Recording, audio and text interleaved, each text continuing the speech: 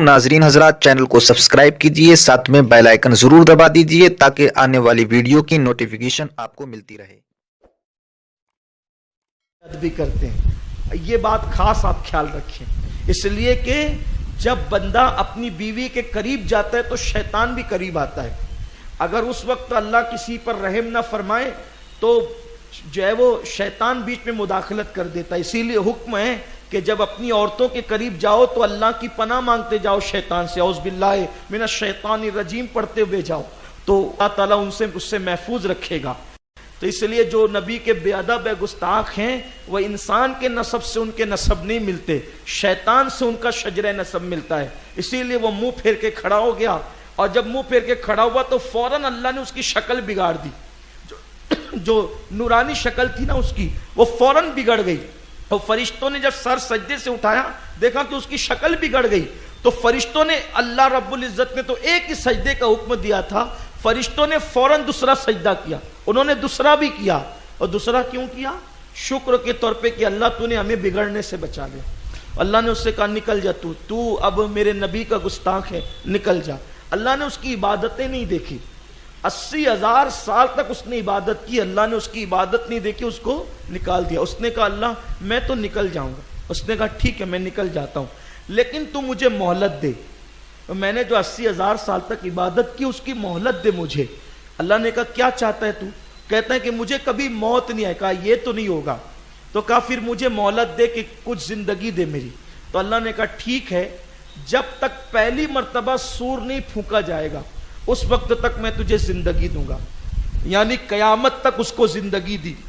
उसने जैसे ही जिंदगी का सुना तो उसने अल्लाह को चैलेंज कर दिया, कहा कि मैं तेरे बंदों को, ये जो इस आदम से जो लोग पैदा होंगे ना, मैं उनको बहकाऊंगा। अल्लाह ने कहा जा तू सबको बहकाएगा, लेकिन जो मेरे मुखलिस बंदे हैं तेरा दाव उन पे नहीं चलेगा। तो उसने अल्लाह से मुंह चलाने शुरू किया।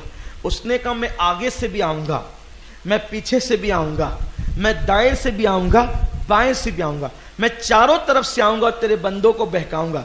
अल्लाह ने कहा जा तू चारों तरफ से बहकाएगा ना, मगर तूने दो सम तो छोड़ दी, एक नीचे और एक ऊपर। तो वो जब जमीन पे गिड़गिड़ा के सजदा करेगा तो मैं उसको माफ कर दूंगा, और जब वो हाथ उठा के दुआ करेगा तो भी मैं उस पर करम की बारिश फरमाऊंगा।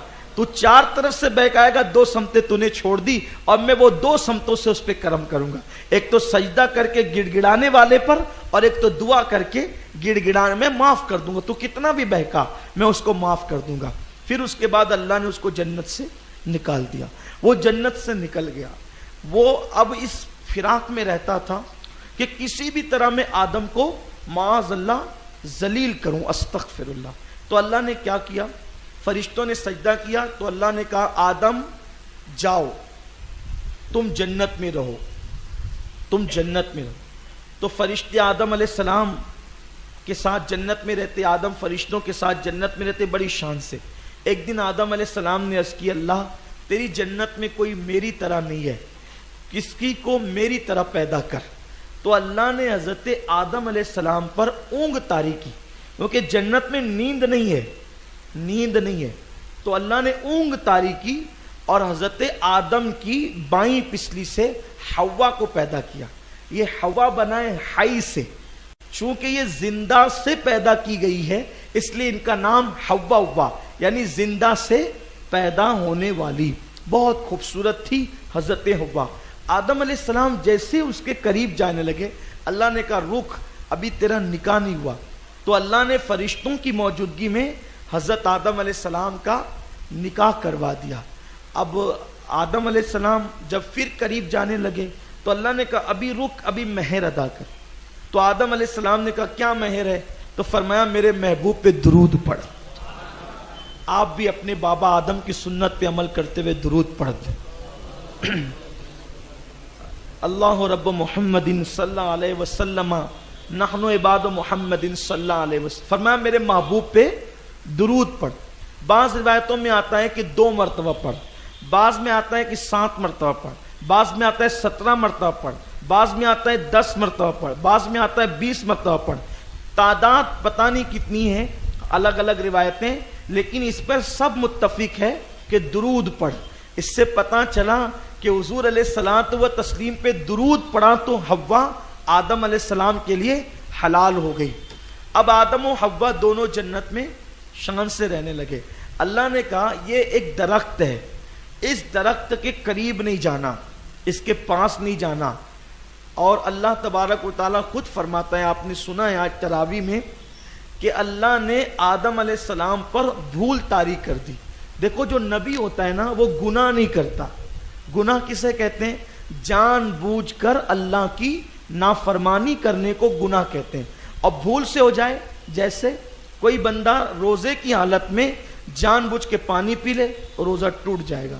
کھا لے تو روزہ ٹوٹ جائے گا, لیکن اگر بھول سے کھایا تو روزہ نہیں ٹوٹے گا. تو اس کا مطلب بھول سے گناہ نہیں ہوتا.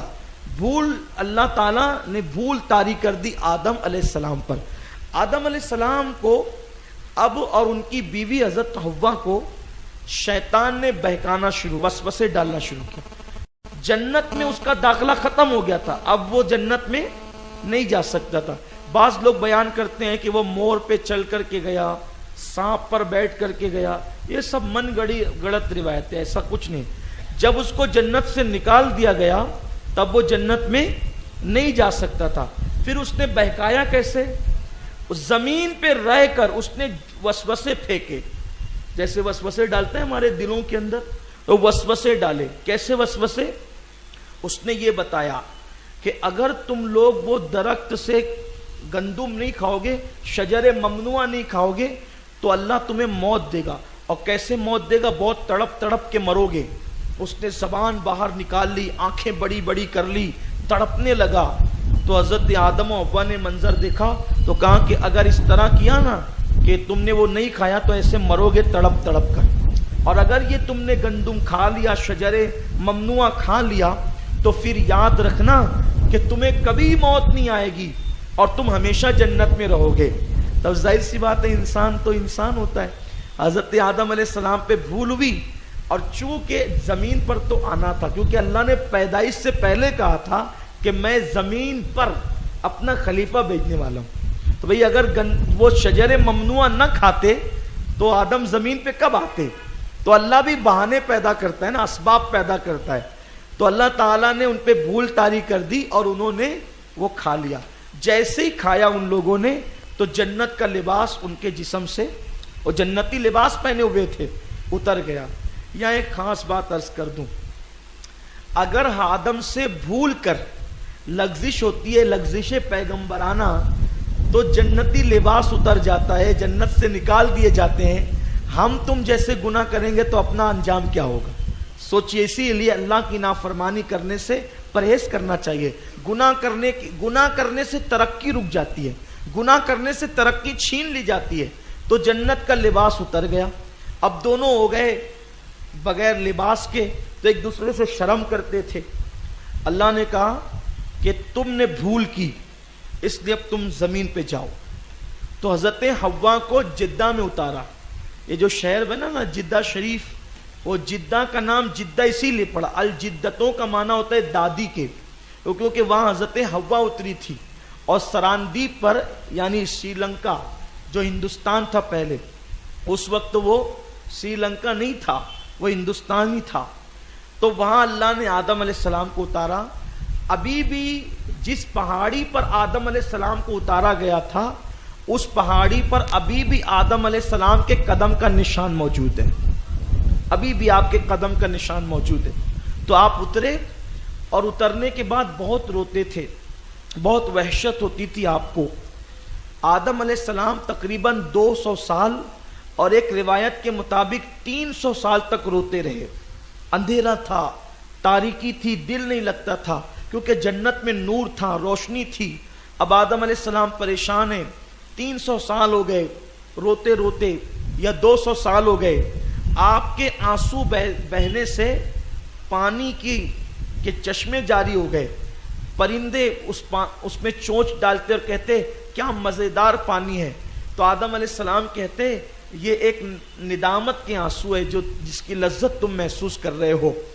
تو پھر آدم علیہ السلام نے ایک دن اللہ سے عرض کیا, میرے اللہ کہ جس محمد پر تو نے نکاح کے وقت تو درود پڑھوایا تھا، اور جس کا نام تو نے عرش پہ اپنے نام کے ساتھ لکھا تھا، اور جس کا نام تو نے جنت کے دروازوں پر اپنے نام کے ساتھ لکھا تھا، مولا اسی محمد کا واسطہ تو مجھے بخش دے۔ تو اللہ کی رحمت نے مسکرا کر کے کہا آدم تو نے کیسے جانا یہ نام؟ تو عرض کی مولا میں نے عرش پہ دیکھا تھا، جنت میں دیکھا تھا، حوروں کی پیشانیوں پہ دیکھا تھا، میں سمجھ گیا یہ تیرا محبوب ہے۔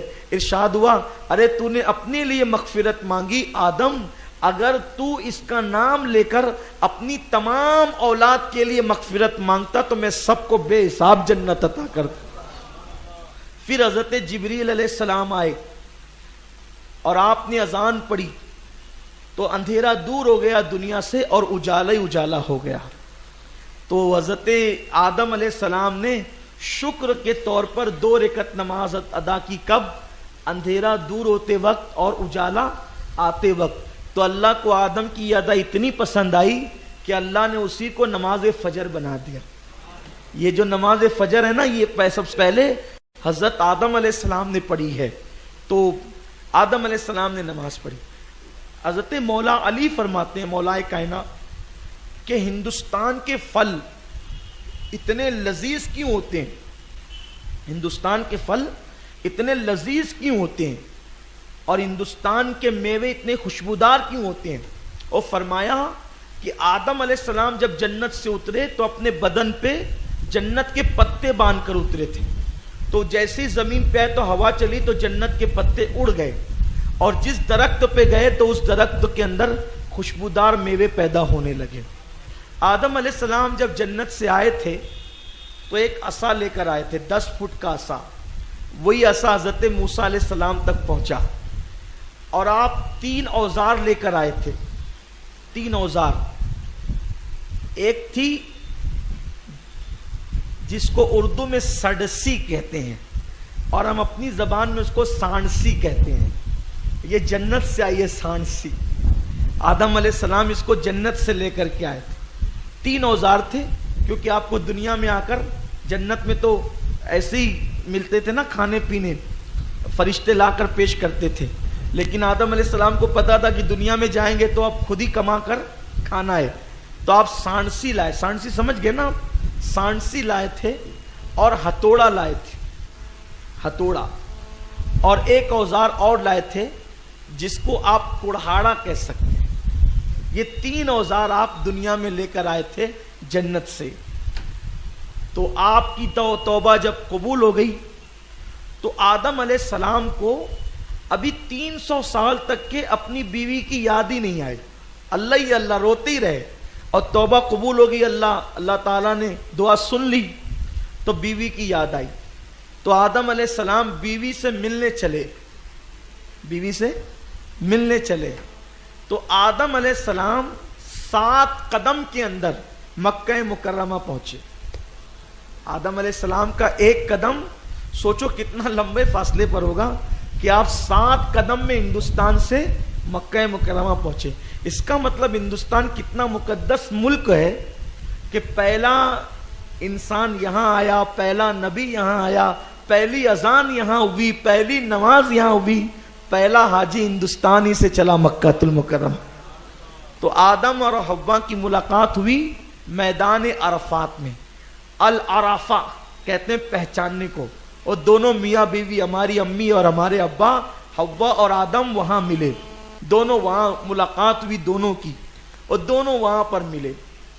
اللہ تعالیٰ کی بارگاہ میں بہت خوشی کا اظہار کیا۔ وہ تاریخ تھی ذی الحجہ کی 9 تاریخ، اسی لیے سب حاجی حجن وہاں پر جا کر جمع ہوتے ہیں اور سب کی مغفرت کا پروانہ ملتا ہے۔ پھر آدم علیہ الصلوۃ و تسلیم حضرت حوا کے ساتھ رہنے لگے۔ آدم علیہ السلام پہلے پہل کپڑا بننے کا کام کرتے تھے۔ پہلے پہل آپ کا کام کیا تھا؟ کپڑا بنتے تھے آپ۔ اسی لیے جو لوگ کپڑا بنتے ہیں نا، جو کپڑوں کا کاروبار کرتے ہیں، عام طور پہ وہ لوگ بڑے نرم دل ہوتے ہیں۔ پھر کپڑا بنتے بنتے آپ نے کھیتی باڑی شروع کی اور کھیتی باڑی کرنے لگے۔ آپ جنت سے آتے آتے کچھ بیج لے کر کے آئے تھے، جنت سے آتے آتے کچھ بیج لے کر آئے تھے۔ اب وہ بیج لے کر آئے تو رونا دھونا یہاں کر رہے تھے، تو بیج آپ بھول گئے. بھئی بیوی بھول گئے تو اب کیا یاد رہے گا؟ تو بیج بھول گئے. اور شیطان نے کیا کیا؟ چپکے سے ان بیجوں کو ٹٹولا اندھیرے میں. تو جن بیجوں پر شیطان کا ہاتھ پڑ گیا وہ بیجوں سے جو